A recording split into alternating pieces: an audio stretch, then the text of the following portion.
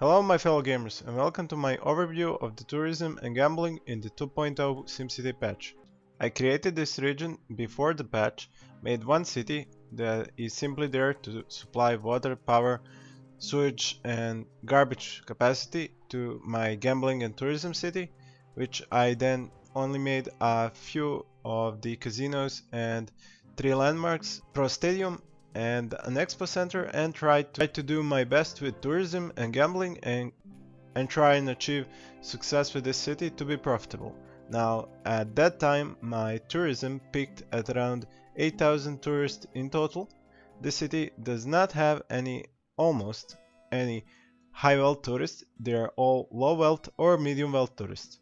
This is because I do not have a connection to water. That means that there's no cruise ship coming in to bring in high wealth tourists, nor do I have an airport to bring them in by air. As I said previously, this city buys its power, its water, its sewage capacity from the neighboring city, and it also receives garbage collection from that city, while the students of this city are educated in that city, which has a high school.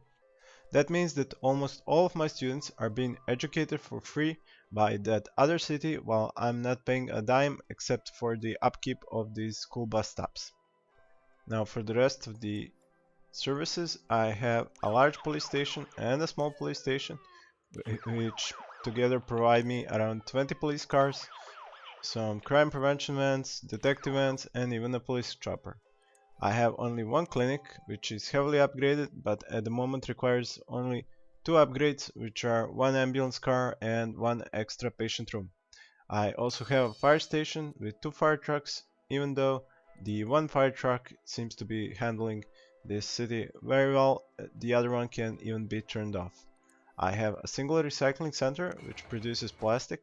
I have 4 of these plastic recycling expansions, but one has been turned off to save as much money as possible because it is not actually necessary. I have a trade depot to export that plastic.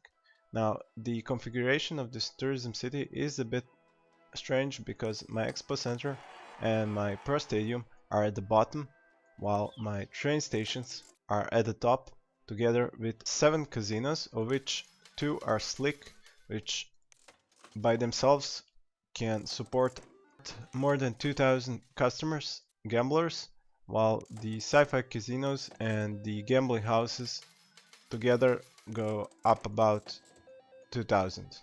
As you can see, I have around 65,000 tourists per day, of which 48,000 are low wealth and 16,000 are medium wealth, while only 200 are high wealth.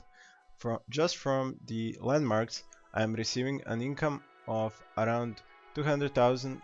Every day I am holding a world championship in football, soccer, and I'm sometimes filling it up to 15,000 capacity, sometimes less. My casinos are producing an income of 1.4 million simoleons, while my expenses are a little bit above half a million, which means that I'm making a profit of 857,000 simoleons per day. Now if I go to my city budget, you can see that at this very moment at 2:30 a.m. in the morning I am making 66,000 from city specialization, which is culture, and those are landmarks, and my casinos. I am gaining money from events and exporting plastic. My taxes are not unreasonable, 7, 8, 9, 10, 10, 10 for commercial, which is not too much at all. My transportation department has its hands full. My bus stops go onto these 2 rings, first 2 rings, while the streetcars are only on the outer ring.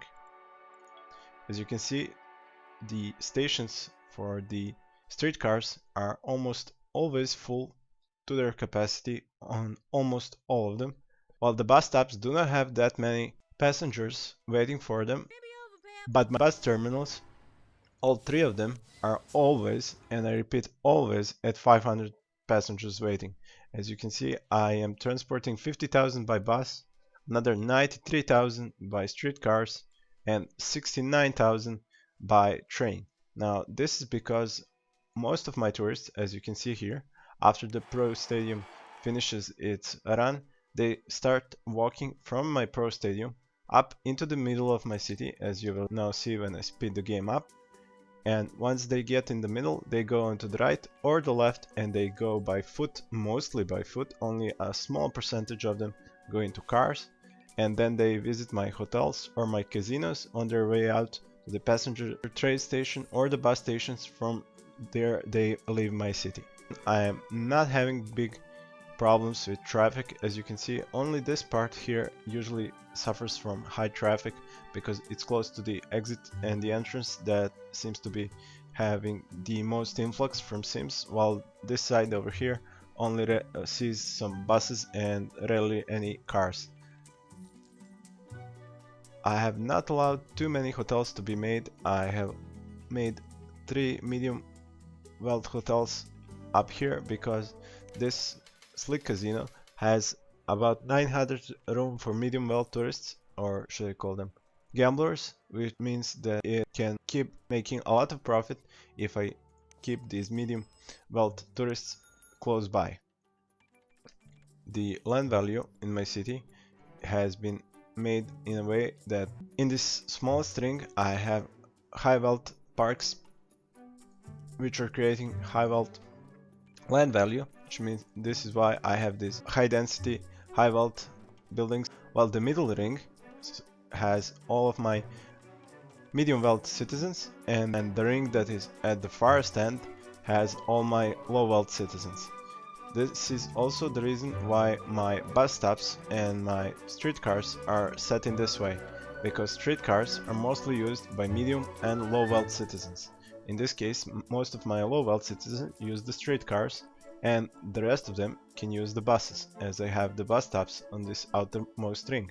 On the middle ring, the inner ring, I also have bus stops, but there are no streetcars, because the medium wealth residents are far fewer than my low wealth citizens, and there are no bus stops and no streetcar stops on the most inner ring because high wealth citizens would not even use public transportation.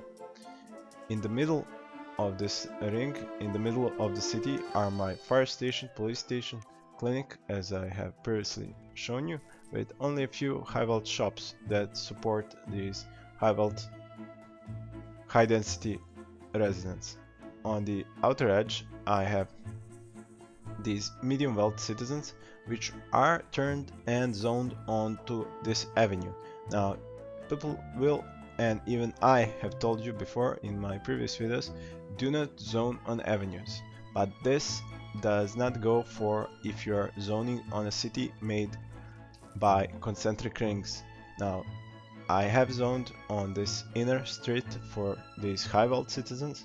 I have zoned on this inner avenue for my medium wealth citizens, but my low wealth citizens have not been zoned on any avenues. They are zoned on these streets that crisscross these two avenues.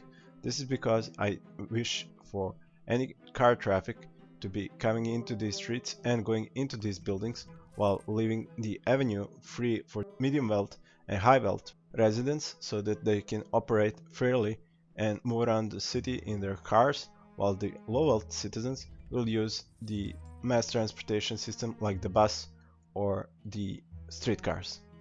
Now, as you can see, I have a huge amount of tourists and they are here during the entire day, and I do have a constant stream of simoleons from my casinos which are full during the entire day. So that was my short overview of a tourism gambling city in the post 2.0 patch. It seems to be working, for me at least, and this city I made, maybe some other street configuration would not work, but like this it really works and you can have a lot of profit. As you can see, I have reached 8 million.